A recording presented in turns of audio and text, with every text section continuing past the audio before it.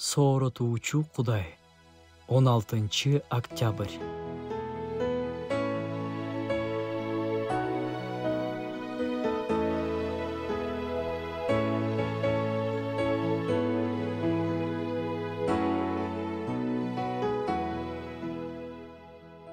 Бүгүн мен сүйүү жөнүндө силер менен сүйлөшкүм келди. Адамдарга болгон сүйүү жөнүндө. Адамдарга болгон чыныгы курмандык сүйүү ар кимдин эле колунан келе бербейт.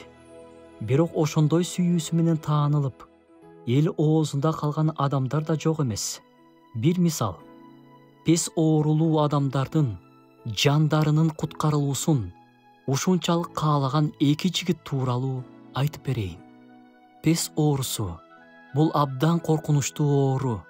Адамдын денесине жара чыгат да, акырындап ошол жери оюлуп, жайылып отуруп, четинен териси, дене мүчөлөрү чирип, адам акыры өлөт. Бул абдан жугуштуу оору.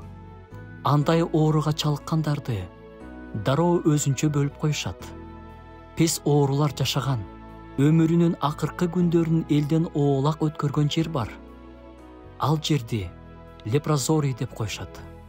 Ал жака кирген адам кайра чыкпайт.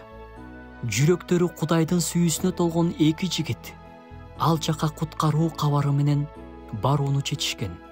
Алар ал жака барышса, сөзсүз түрдө пес оорусун жуктуруп аларын жана артка кайтуу мүмкүн эмес экенин билишкен. Муну билип туруп, баары бир ошол жака киребиз деген чечим чыгарышат.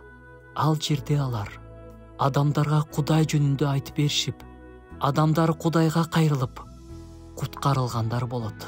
Анан алар албетте пес оорусу менен ооруп, ошол жерде өлүштү. Бирок алар сүйүүнүн чоң эрдигин көрсөтүп кетишти.